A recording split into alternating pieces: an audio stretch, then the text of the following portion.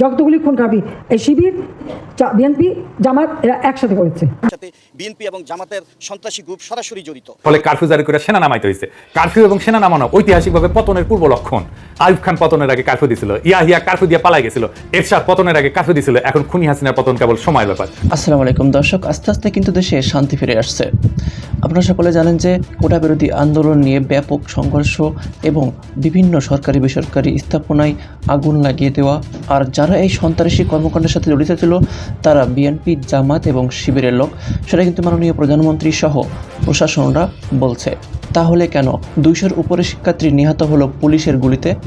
London থেকে তারেক রহমানের নির্দেশে বাংলাদেশের বিভিন্ন সরকারি বেসরকারি স্থাপনায় আগুন লাগিয়েছে সন্ত্রাসীরা, এমনভাবে বলছে ডিবি হারুনা রশিদ। কিন্তু অন্যদিকে গতকাল রাতে নাশকতার সঙ্গে প্রতিবাদী ছাত্র জনতার কোনো সম্পর্ক নেই বলছে কোটা বিরোধী আন্দোলনকারীরা। কোটা সংস্কারের দাবিতে আন্দোলনের সূত্র ধরে গত কয়েকদিন দেশ জুড়ে যে নাশকতা চালানো হয়েছে তার সঙ্গে প্রতিবাদী ছাত্র জনতার কোনো সম্পর্ক নেই বলে জানিয়েছে বৈষম্য বিরোধী ছাত্র আন্দোলনের নেতারা। তারা বলেছেন, শিক্ষার্থীদের আন্দোলনের সুযোগে দুর্বৃত্তরা পরিকল্পনাভাবে নাশকতা করেছে। মঙ্গলবার 23শে জুলাই বিকালে ঢাকা রিপোর্টার্স ইউনিটিতে সংবাদ সম্মেলনে তারা একথা জানিয়েছে। এবং যিনি অন্যতম একজন সমন্বয়ক, যে সংবাদ সম্মেলনে লিখিত বক্তব্যে নাহিদ ইসলাম বলেন যে ইন্টারনেট সেবা বন্ধ থাকায় অরাজক পরিস্থিতি তৈরি হয়। এই পরিস্থিতির সুযোগ নিয়ে পরিকল্পিতভাবে দুর্বৃত্তরা নাশকতা করে বিভিন্ন রাষ্ট্রীয় প্রতিষ্ঠানে আগুন দেয়, জানমালের ব্যাপক ক্ষয়ক্ষতি হয়। এর সঙ্গে প্রতিবাদী ছাত্র জনতার কোনো সম্পর্ক নেই। এছাড়া কোটা ব্যবস্থার সুষ্ঠু বাস্তবায়ন, ব্যবস্থাপনা ও তদারকির জন্য একটি স্বাধীন কমিটি গঠন করতে হবে। তাহলে কেন প্রায় 200 শিক্ষার্থীর উপরে গুলি চালানো হলো, নিহত করা হলো পুলিশ প্রশাসন? যদিও বা বিএনপি, জামাত, শিবির এই অগ্নিকাণ্ড সন্ত্রাস করেছে, কেন তাহলে শিক্ষার্থীদের উপরে গুলি চালানো হলো? এটা কিন্তু জনগণের একটা প্রশ্ন। চলুন, প্রধানমন্ত্রী এবং প্রশাসন যে গুলি চালায়নি বা এই অগ্নিকাণ্ড সন্ত্রাসের সঙ্গে জড়িত বিএনপি, জামাত, শিবির, এটা নিয়ে কি বিশ্লেষণ করে এই প্রতিবেদনটা আমরা একটু দেখে আসি। যতগুলি খুন খাবি এই শিবির বিএনপি জামাত এরা একসাথে করেছে। লন্ডনের তারিক জিয়া এবং বিএনপির অনেক সিনিয়র নেতাদের নির্দেশে এবং ইসলামী যে ছাত্র শিবির, তাদের যে নেতা গোলাম পারওয়ার, তাদের নির্দেশে তারা বিভিন্ন জায়গাগুলিতে তারা এই হত্যা ধ্বংসলীলা চালায়। আমরা কোনো মানুষের প্রাণহানি চাই না, এটা হচ্ছে আমাদের মূল কথা। আমরা যদি প্রাণহানি করি তাহলে এটা ক্লিয়ার করতে আমাদের ম্যাক্সিমাম 10 মিনিট লাগবে।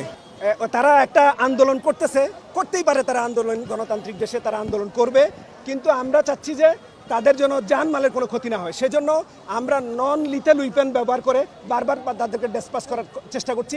কোনো সাধারণ শিক্ষার্থী নাই এখানে, সমস্ত সরকার বিরোধী লোকজন এখানে এসছে রাস্তায়। এরা বিএনপি, জামাতের লোকজন। বড় হইলে হাসিনা হবে। এই র্যাব অফিসার তো কই থেকে আসছে? সেনাবাহিনী থেকে আসছে। তো এখন তার আমার ভিডিও দেখা যায় না বাংলাদেশে, তাও রেকর্ড রাখলাম, পরে দেখা যাবে নি, তখন এই সমস্ত প্রত্যেকটারে ধরা হবে, একটা একটা করে ধরা হবে। খুনি অবৈধ সরকারের বিভিন্ন সরকারি এবং দলীয় বাহিনী এখন দৌড়ের উপরে, তার প্রাণ রক্ষায় ব্যস্ত। ফলে কারফিউ জারি করে সেনা নামাইতে হয়েছে। কারফিউ এবং সেনা নামানো ঐতিহাসিকভাবে পতনের পূর্ব লক্ষণ। আইয়ুব খান পতনের আগে কারফিউ দিছিল, ইয়াহিয়া কারফিউ দিয়ে পালাই গেছিল, এরশাদ পতনের আগে কারফিউ দিছিল, এখন খুনি হাসিনার পতন কেবল সময়ের ব্যাপার। সরকারি অফিস ছুটি দেওয়া লাগছে, কারণ সরকারি আমলা অফিসে যাওয়ার পথে জনতার হাতে আক্রান্ত হইতে পারে। হাসিনার দলের লোকেরা এখন বাড়ি ছাড়া, ভয়ে বাসায় থাকতেছে না। হাসিনার আমলে জনতার যুদ্ধকে নস্যাৎ করার সরকারি চক্রান্ত ব্যর্থ হয়েছে। তথাকথিত সংলাপ নাটকটা মাঠে মারা গেছে, আদালতের রায় প্রত্যাখ্যান করছে জনগণ। লড়াই থামে নাই, কারণ একটাই, এটার কোটা সংস্কারের লড়াই নাই। জনতার এক দাবি, খুনি হাসিনার পতনের আগে এই গণযুদ্ধ যে থামবে না সেটা এখন পরিষ্কার। সমাজের প্রত্যেকটা অংশ এক হয়েছে হাসিনার বিরুদ্ধে। এটা একটা ডিফাইনিং মোমেন্ট। এই টাইমটা আসতে হয় রাজনৈতিক পরিবর্তনের জন্য। আমার অভিজ্ঞতায় 90 এরশাদ পতনের আগে আমি ঠিক এই সময়টা দেখছিলাম। আমার মনে হয় যে 1 সপ্তাহের মধ্যে বাংলাদেশের ভাগ্য নির্ধারণ হয়ে যাবে। কি হবে? কারণ এর বেশি সাস্টেন করতে পারবে না। ঢাকা শহরের অবস্থা ভয়াবহ। ঢাকায় আমি কথা বলছি আজকে, বাসায় বাসায় কারেন্ট নাই, কারণ পেমেন্ট করতে পারতেছে না। নেট বন্ধ, মানে ও ডিজিটাল বাংলাদেশ করছে, এখন ডিজিটালি বন্ধ করে দিছে, ইন্টারনেট বন্ধ করে দিছে। মানে আপনি টাকাও তুলতে পারবেন না এটিএম থেকে, বিল দিতে পারবেন না, ইলেকট্রিসিটি না থাকলে পানি তুলতে পারবেন না, পানি নাই বাসায়, খাবার নাই, দোকান খুলে দিচ্ছে না, কারণ লুটপাট হয়ে যাচ্ছে দোকানগুলো। ঢাকায় কোনো খাবার ঢুকতেছে না বাইরে থেকে, কোনো ইকোনমিক অ্যাক্টিভিটি নাই, প্রবাসীরা রেমিটেন্স পাঠাইতেছে না, ব্যাপক ক্ষয়ক্ষতি হয়েছে। আগুনে যা ঠিক করতে অনেক সময় লাগবে। প্রচুর ভবন ভস্মীভূত হয়েছে, টোল প্লাজা ভস্মীভূত হয়েছে, সরকারি স্থাপনা ভস্মীভূত হয়েছে। এমনিতেই রিজার্ভ জয় বাংলা, টাকা ভিক্ষা করতে গেছিল চীনে, টাকা পায় নাই। আর এই টাকা সে কেমনে পাবে? ব্রিজ, টোল প্লাজা থেকে শুরু কইরা সেতু, ভবন, টিভি ভবন, অসংখ্য স্থাপনা গুড়ায় দিছে, জনতা পুরাই দিছে, পুলিশ র্যাবের অসংখ্য গাড়ি পুরাই দিছে। হাসিনা রক্ত শূন্য হইয়া মরবে। আমি বলছিলাম বারে বারে যে হাসিনা একটা জেনোসাইড করবে ক্ষমতায় থাকার জন্য। আমার সেই আগের ভিডিওগুলো যদি দেখে না থাকেন, আমি রিটার সাহেবকে কয়েকটা ভিডিও থেকে কয়েকটা অংশ দেখাতে চাই। আমি কয়বার বলছি এটা যে হাসিনা একটা ক্ষমতায় থাকার জন্য জেনোসাইড করবে। আজকে যখন ভিডিও করতে ঢুকবো সেই মুহূর্তে খবর পাইলাম আরেকজন নেতাকে মারছে রংপুরে। বাকি আঘাত হয়তো খুব শীঘ্রই আসবে।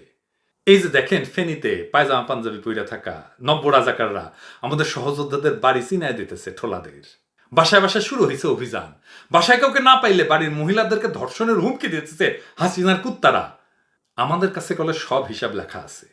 আমরা আন্তর্জাতিক সম্প্রদায়ের কাছে আহ্বান জানাই, একটা গণহত্যা শুরুর আগেই যেন আন্তর্জাতিক সম্প্রদায় ব্যবস্থা নেয়। এখন আমাদের করণীয় কি? মানুষের শরীরের সবচেয়ে নরম অংশ হইল তলপেট। খুনি হাসিনা তার জঘন্য তলপেট দেখাই দিছে, থলথলা। তার লেসপেন্সাররা করজোরে বলতেছে ছাত্রদের দাবি মাইনে নেওয়া হবে। 2 দিন আগে যারা রাজাকারের বাচ্চা বইলা গালে দিছে, এখন তাদের হাতে পায়ে ধরতেছে, কান্নাকাটি করতেছে একটা ডিল করার জন্য। তারা নাকি ডিলও করছে, ছাত্র নাকি আন্দোলন তুইলেও নিছে। থামছে কিছু? থামে নাই। কারণ এখন একমাত্র ডিল হইল শেখ হাসিনার পতন, পদত্যাগ এবং তার পেটোয়া বাহিনীর বিচার। শত্রুকে খতম করার তার শ্রেষ্ঠ সময় হলো তার দুর্বলতম মুহূর্ত। এইটাই সেই মুহূর্ত, এইটাই শ্রেষ্ঠ সময়। তার তল পেটে সর্বশক্তিতে চূড়ান্ত লাথি মারা। বাংলাদেশের 18 কোটি মানুষের 36 কোটি পা নিয়ে প্রস্তুত এই শেষ লাথি মারার জন্য, যাতে মাসুম বাচ্চাদের রক্ত পান করায় ঘৃণ্য জানোয়ার যেন জীবন্ত উঠে দাঁড়াইতে না পারে। খুনি হাসিনা আর তার মাফিয়া সরকারের মরণকাল উপস্থিত হয়েছে। কুমড়ো পটাশ বলছে আধা ঘন্টা নাকি লাগবে ঠান্ডা করতে সব। ওই নাকি রক্তপাত চায় না, সেই জন্য আধা ঘন্টার মধ্যে ঠান্ডা করিচ্ছে না। হারামজাদা, তুই এত বড় পারফর্মার হইলে শ্রমিক আইসা তোর ছাইরা যায় না। ওর গুলিগুলা ফুরাইছে, সেই জন্যই কইছে যে এত গুলি আছে যে সেকেন্ডে যদি একটা করে গুলি ছড়ে তাহলে নাকি 5 বছর লাগবে গুলি শেষ হইতে। সব পরাজিতরাই এই কথা বলে স্যারেন্ডারের টাইম। এখন আপনারা সবাই রেড ক্রসের কাফনের কাপড় আর 570 সাবান নিয়ে রেডি হন। ওর বাপের মতো হাসিনা, আওয়ামী লীগ, হাসিনার কুত্তা, পোশাক এবং পোশাক ছাড়া সকল কুত্তা বাহিনীকে চিরজীবনের জন্য দাফন করব আমরা খুব শীঘ্রই, ইনশাল্লাহ। ইনকিলাব জিন্দাবাদ। তো প্রিয় দর্শক, আপনারা মোটামুটি সম্পূর্ণ আলোচনাটি শুনে বুঝতে পারলেন যে প্রধানমন্ত্রী শেখ হাসিনা, পুলিশ প্রশাসন, র্যাব, সেনাবাহিনী যেভাবে গুলি চালিয়েছে বা ভিডিওতে আমরা কিন্তু দেখতে পারলাম, সেটা অনুযায়ী কিন্তু কথা বলছি। তো সেখানে পুলিশ প্রশাসন কিন্তু তেনারা বলছে আমরা গুলি চালাইনি, বা অনেক জায়গায় বিএনপি জামাত শিবির কিন্তু জড়িত করেছে। তো বিএনপি জামাত শিবির যেহেতু জড়িত, তাহলে কেন এই প্রায় 200-র উপরে শিক্ষার্থীকে গুলি করে হত্যা করলো? তাদের উপরে কেন হামলা চালালো? কেন শুধুমাত্র বিএনপি জামাত শিবিরের উপরে হামলা চালানো না প্রশাসন? এটা কিন্তু সকলেরই একটি প্রশ্ন। তো আপনাদের কি মন্তব্য? সম্পূর্ণ ভিডিও দেখে আপনার মূল্যবান মন্তব্য কমেন্ট বক্সে লিখতে পারেন। সবাই ভালো থাকবেন, পরবর্তী ভিডিওর জন্য অপেক্ষা করবেন। আল্লাহ হাফেজ।